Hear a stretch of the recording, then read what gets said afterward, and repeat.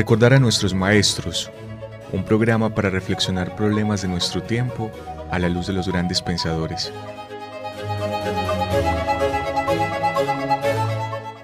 Dirección: Carlos Mario González, profesor de la Universidad Nacional de Colombia, sede Medellín.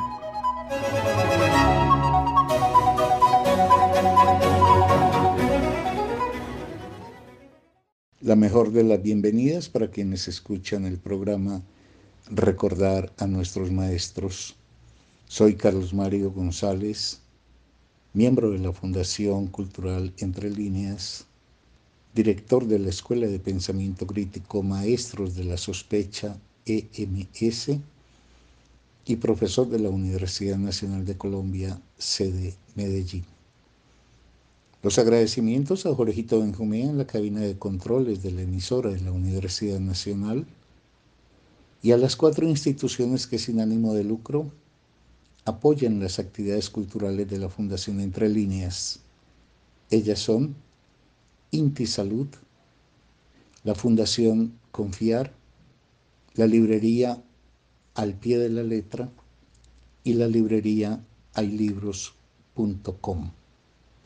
En el programa de hoy continuaré con lo que he comenzado ya hace 2 semanas y que seguramente será el derrotero que durante un largo e indeterminado tiempo habré de transitar. Consiste en tratar de establecer entre los 6 seminarios que configuran el contenido de estudios que semanalmente lleva a cabo la Escuela de Pensamiento Crítico, establecer entre esos 6 seminarios puentes de articulación. Es hacer un esfuerzo para que en el breve tiempo del que dispongo se pueda reconocer que al margen de la independencia teórica de los respectivos saberes, es posible y además necesario hallar esas líneas de articulación que permitan una visión de conjunto. Eso es, pues, lo que me propongo hacer en el programa de hoy.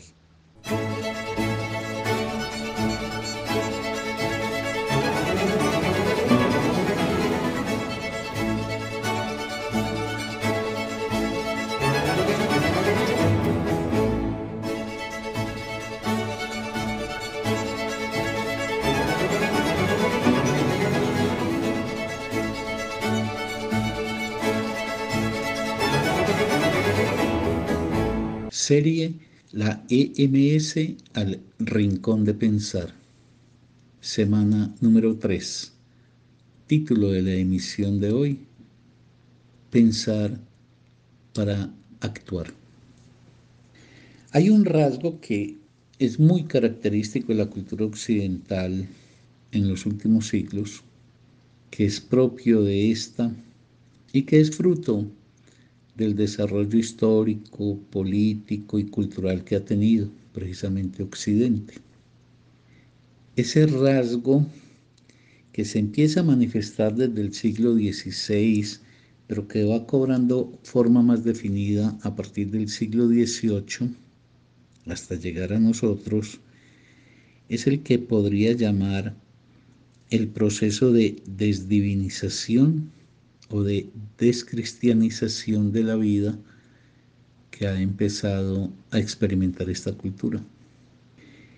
Occidente es la primera cultura que en la historia de este planeta alcanza un momento en el cual considera que las relaciones con la existencia, las relaciones sociales mismas, no reclaman tener una protección ultramundana y mucho menos una especie de legislación y de orientación que dependiese de algo externo a los mismos seres humanos.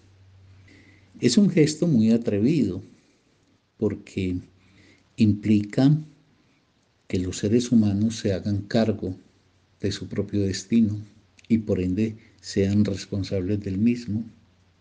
Ese proceso de desdivinización, que se manifiesta esencialmente como el proceso de descristianización de la vida, pues no es seguido por todo el mundo en en estas sociedades que están regidas pues, por lo que llamamos genéricamente la cultura occidental.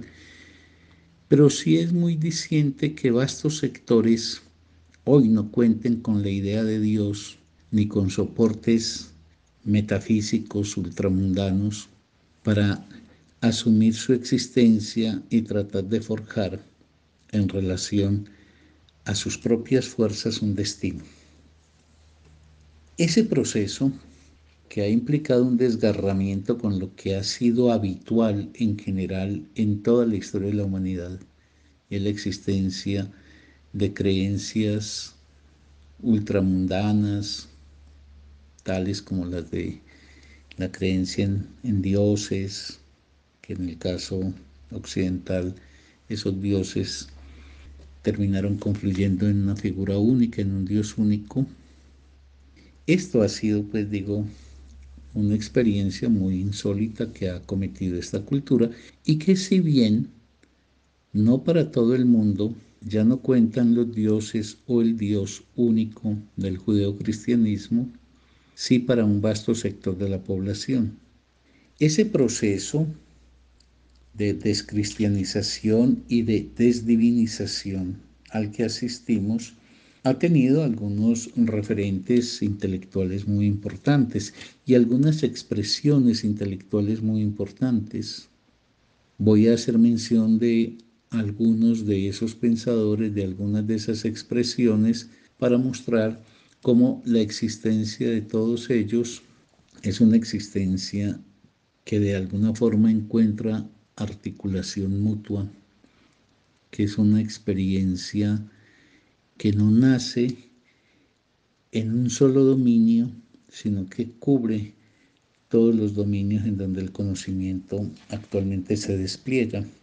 En esto pues es muy importante decir que si bien Occidente sigue viendo cómo formas de creencias religiosas permanecen en él e incluso no solamente se reproducen, sino que dan lugar a nuevas formas, lo que es sui generis es que hay amplísimos sectores que ya no cuentan entonces con ese tipo de creencias y que por consecuencia han tenido que asumir la vida tanto en sus fundamentos, en sus principios, como en sus propósitos, acudiendo a soportes completamente distintos pues a los que la religión tradicional les ha deparado. Yo creo que en ese sentido, un pensador como Marx nos puede servir de punto de partida cuando él es emblemático en advertir en el examen que hace sobre la sociedad y que sirve también para pensar a los individuos que integran esa sociedad, que hay tres rasgos decisivos en el intento de entender cómo funciona esa sociedad. Esos tres rasgos que son relevados por Marx, que son destacados por él, son la historia, el carácter histórico de la experiencia humana, es decir, que el ser humano es hijo de las condiciones y circunstancias históricas, las relaciones sociales. El ser humano para Marx no tiene una esencia que lo definiría desde siempre y para siempre, sino que el ser humano resulta como efecto de unas determinadas relaciones sociales que en un momento específico son vigentes y marcarán entonces no solamente las posibilidades, sino los derroteros que tendrán los individuos forjados al interior de las relaciones sociales. Pero de otro lado, en Marx está también la reivindicación de la práctica, es decir, que el ser humano es un ser activo y que el universo en el que él vive, el universo de valores, de ideales, de prácticas sociales, etcétera, es hechura de él mismo. O sea que el mundo es de alguna manera, el mundo humano es configurado por el mismo ser humano. Incluso su intervención sobre la naturaleza es una intervención que la delinea en términos de la construcción de unos modelos de relación hombre-naturaleza que son el hábitat que finalmente marcará pues la existencia del ser humano. Ese planteamiento de Marx se puede articular sin mucho esfuerzo con el aporte que hace Freud cuando precisamente desnaturaliza al ser humano. Cuando se dice desnaturaliza no se quiere decir que no se reconozca que el ser humano tiene una configuración orgánica de orden biológico.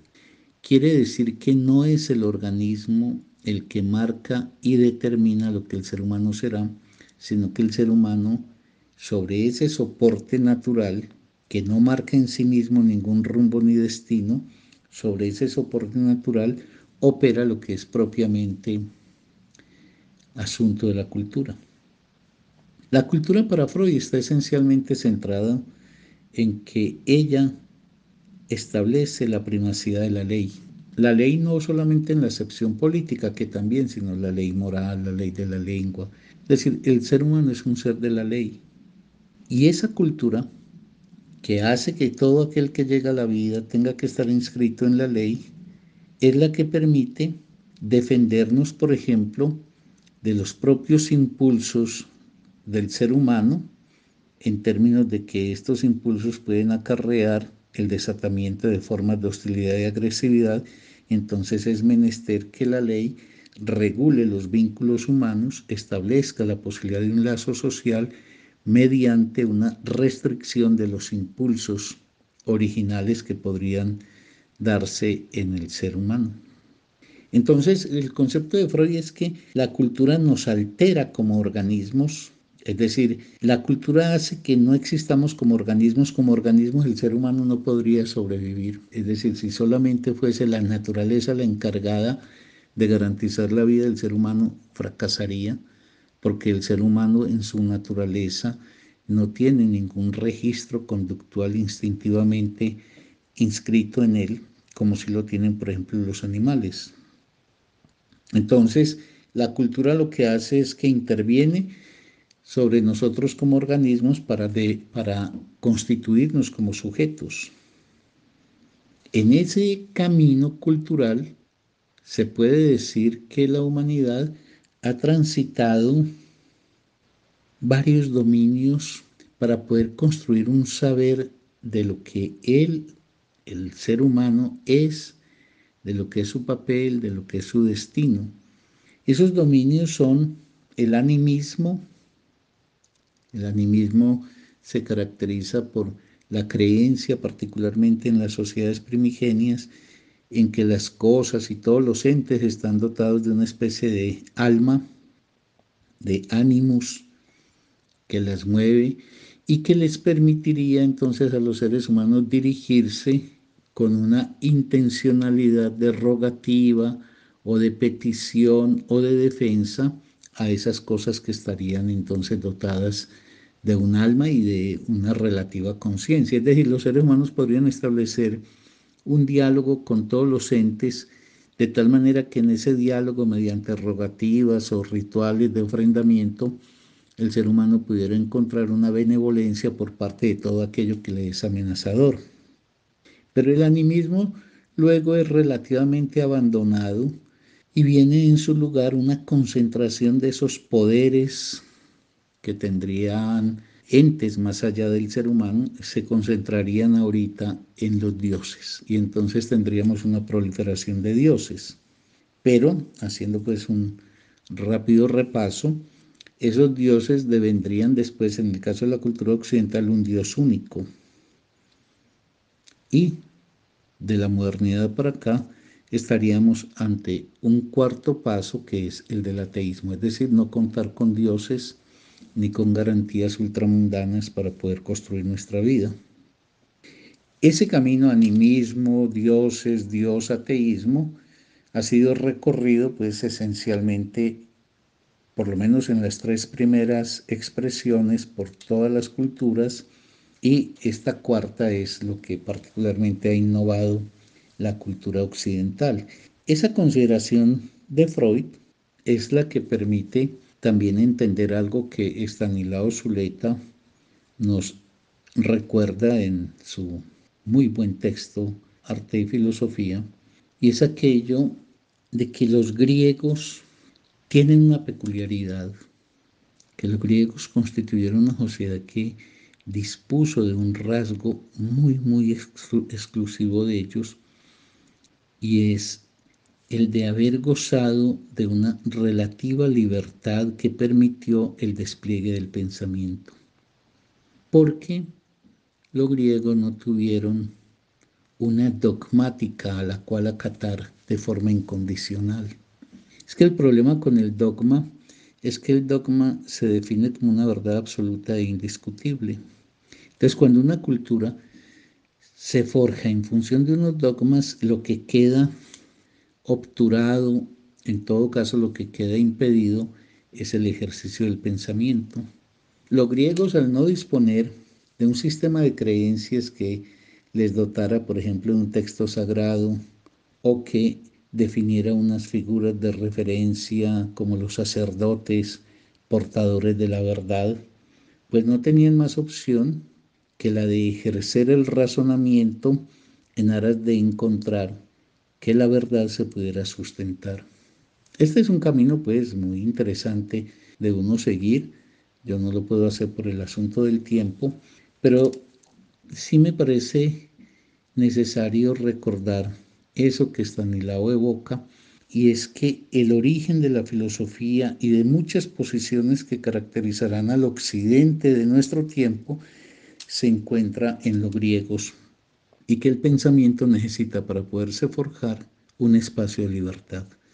Es decir, hay que partir de que no existan verdades ya declaradas, definidas e incólumes, ni representantes de esas verdades, sino que la verdad es solamente aquello que se puede construir por los seres humanos y que tiene como garantía la demostración. Verdad será solamente lo que se puede demostrar.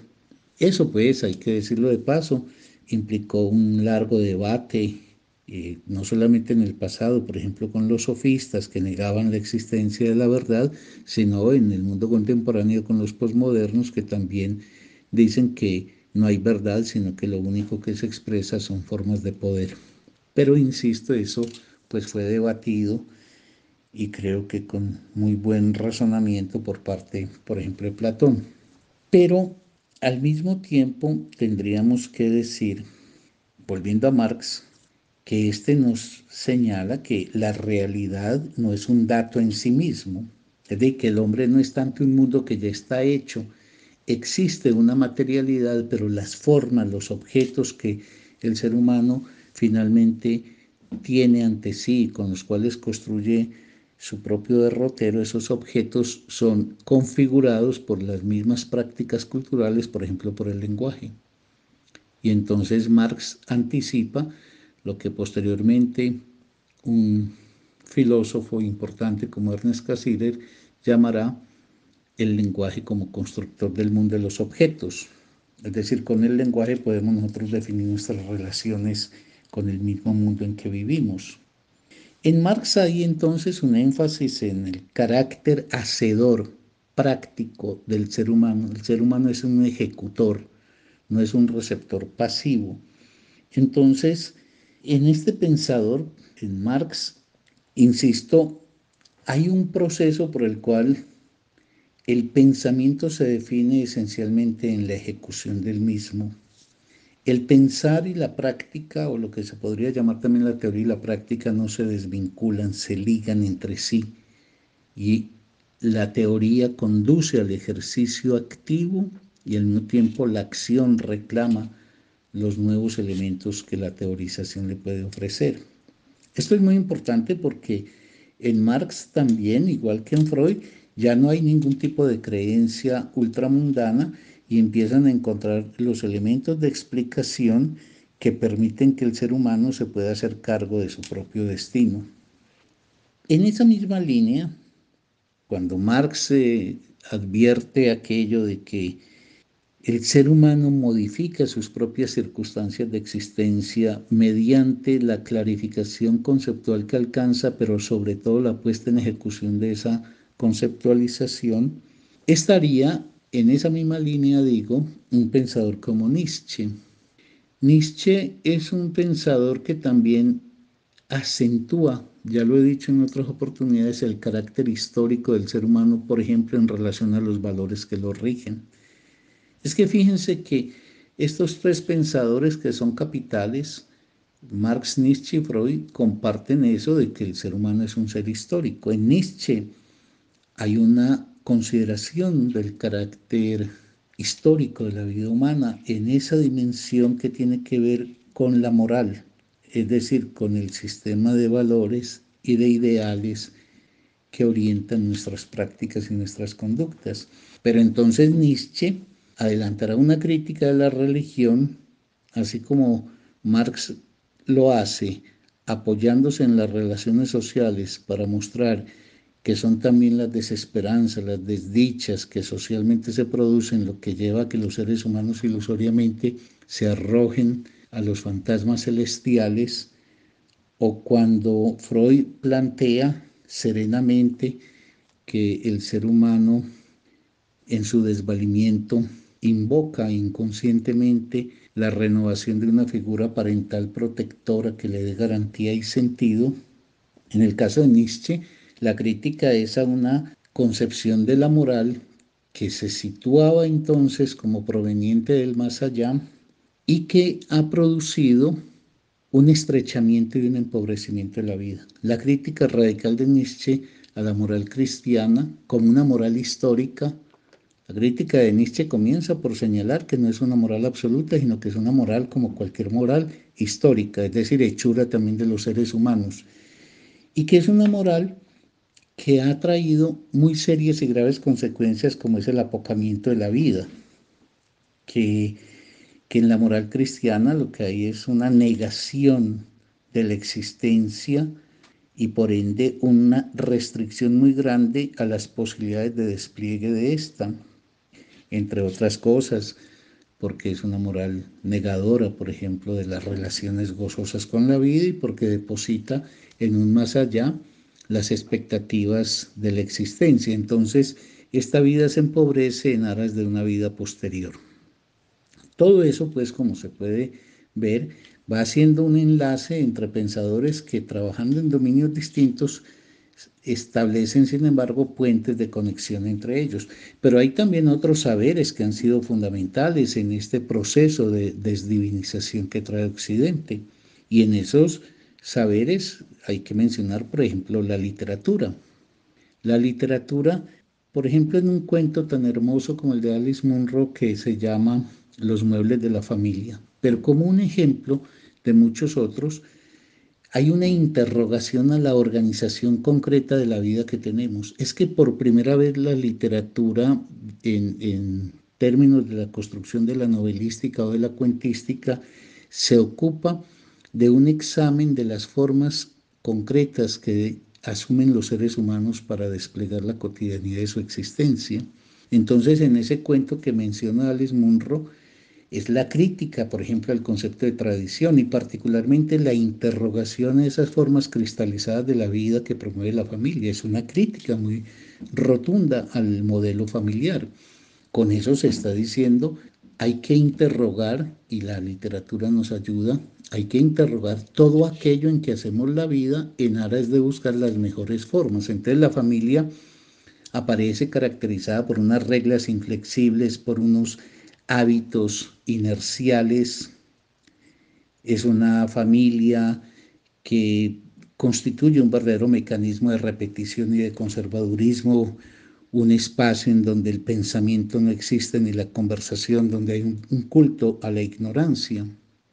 Eso que hemos aprendido también a tomar como un elemento muy importante para poder entender quiénes somos, el papel que nos ha jugado para nosotros la literatura, tanto en la versión de la novela como de la cuentística, se encuentra también refrendada en la poesía. Y esto sin hacer mucho esfuerzo para articularlo. ¿Qué es la poesía? La poesía es el propósito, y pongamos el ejemplo de una gran poeta como Emily Dickinson. La poesía es el esfuerzo por encontrar unos sentidos que se nos han perdido o que nunca hemos sido capaces de develar para la misma existencia. La poesía es la extrañeza ante la vida que está expresada en la forma que alcanza precisamente el discurso poético. Cuando uno dice extrañeza es lo que es no habitual. Demóstenes decía que se piensa como se vive. Si yo, por ejemplo, tomo como referencia a Emily Dickinson, tendría que decir que esa forma de vivir y esa forma de poetizar de Emily Dickinson lo que nos lega es el descuadre del sentido común. Es decir, en esta gran poeta lo que encontramos es que la vida no obedece tan tranquilamente al derrotero del sentido común, sino que siempre es posible encontrar un quiebre de ese sentido común, tanto en la forma, por eso la construcción de su poesía es una construcción que nos produce un primer efecto de sorpresa al no ver muy claro cuál es el sentido que dimana de esa configuración del lenguaje que ella logra. Entonces la forma afecta el contenido, no es explícito, y nos estaría con ello indicando la gran poeta que la poesía en general está para que nos sorprendamos, para que no podamos seguir inercialmente encabalgados en el cumplimiento de las cosas y de la vida como si los sentidos ya estuvieran dados y como si las formas estuvieran congeladas y cristalizadas. La gran poesía, como la gran cuentística, es aquello que nos interroga en el orden de nuestra subjetividad directamente o en el orden de las organizaciones que tenemos como individuos de la vida cotidiana. Por eso, la experiencia de Occidente ha sido una experiencia en el conocimiento y con el conocimiento en el pensamiento que es revolucionar todo aquello que había regido hasta la modernidad a la cultura occidental y a otras culturas. Y es que las cosas estaban dadas, provenían de un ámbito otro que sería un ámbito ultramundano y que todos los contenidos, sentidos y formas ya estarían definidas y establecidas de manera categórica. Hoy asistimos a un remolino en donde pensadores y saberes contribuyen todos y todas las formas posibles del conocimiento a plantearnos que los seres humanos no tenemos otro camino que hacernos cargo de nosotros mismos y de nuestro destino.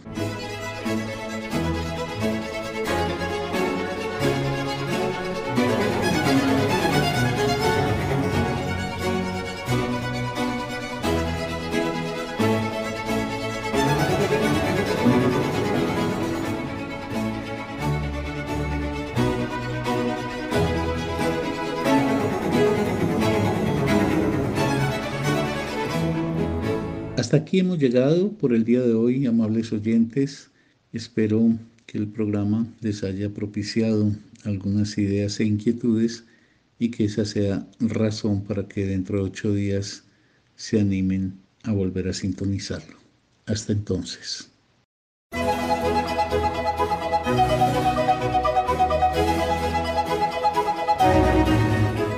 Recordar a nuestros maestros, un programa para reflexionar problemas de nuestro tiempo a la luz de los grandes pensadores.